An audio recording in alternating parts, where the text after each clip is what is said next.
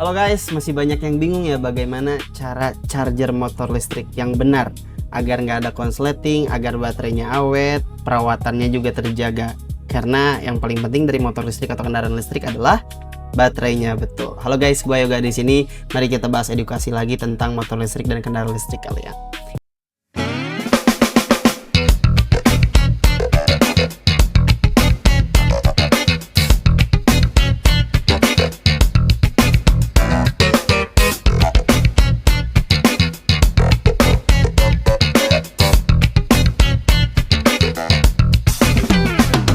Ini dia 5 langkah untuk charger motor listrik atau kendaraan listrik kalian. Langkah pertama adalah cooling down dulu. Apa artinya cooling down dulu?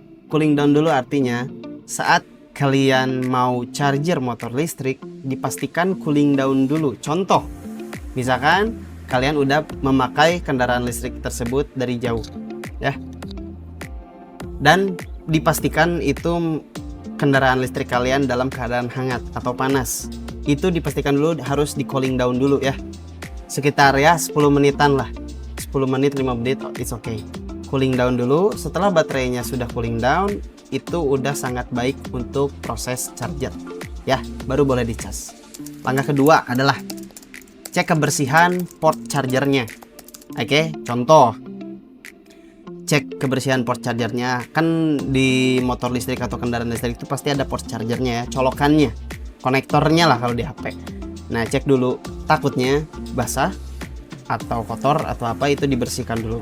Takutnya misalkan sudah kehujanan motor listriknya atau melewati genangan air, port chargernya ada basah atau sedikit kotor, itu lebih baik dibersihkan dulu. Apalagi basah ya, dikeringkan dulu aja. Dan port adaptornya juga dikeringkan. Oke.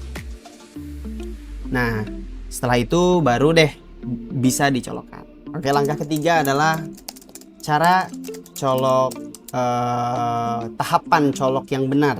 Oke, berbeda dengan handphone atau berbeda dengan karakter listrik yang lainnya.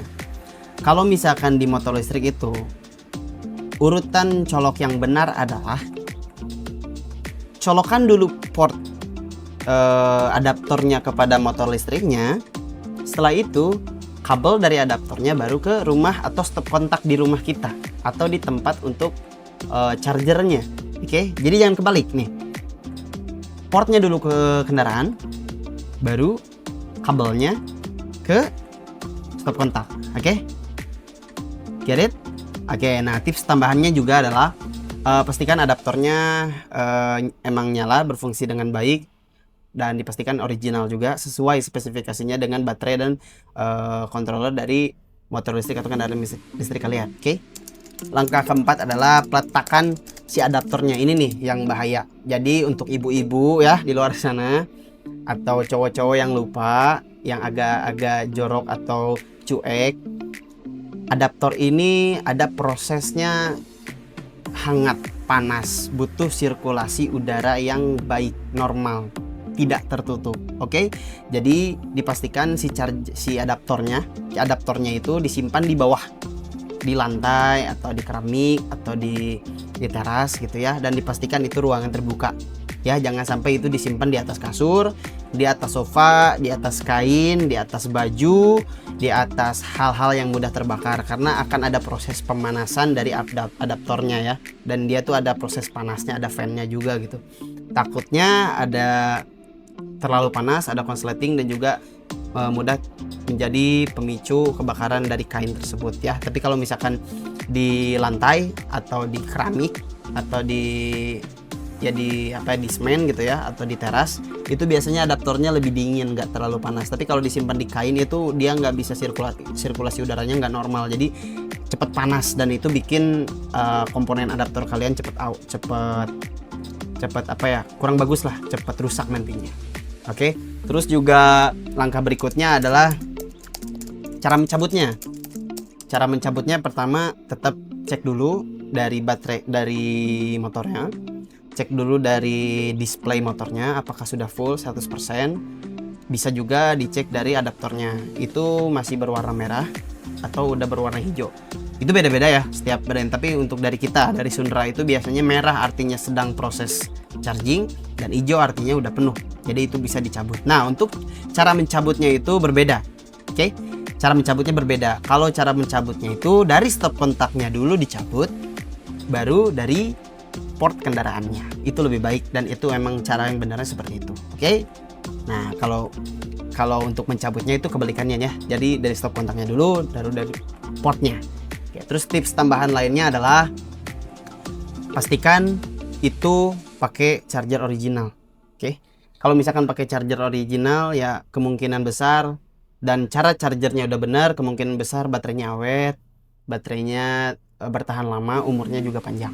Oke, dan kedua juga tips pentingnya itu adalah jangan tunggu sampai 0%. Oke, lebih baik itu di 20% atau udah 10% atau udah merah lah. Kan biasanya ada bar tuh, ada bar ya. Kalau barnya udah merah, mending buru-buru dicas, kecuali Argent ya. Kalau misalkan udah merah, mending buru-buru dicas, karena itu buat usia dari baterainya ya. Mau itu lithium atau SLA, dua-duanya tetap butuh, mereka tuh nggak suka. Jadi karakter dari baterai SLA ataupun graphene ataupun lithium itu mereka nggak suka dipakai sampai 0% ya. Beda sama HP. Kalau HP ada beberapa HP emang yang kuat bisa sampai 0%, tapi emang juga itu kurang bagus ya buat baterainya. Tapi kalau di kendaraan listrik itu sangat tidak disarankan, dan mereka karakternya tidak suka dipakai sampai 0%. Efeknya apa?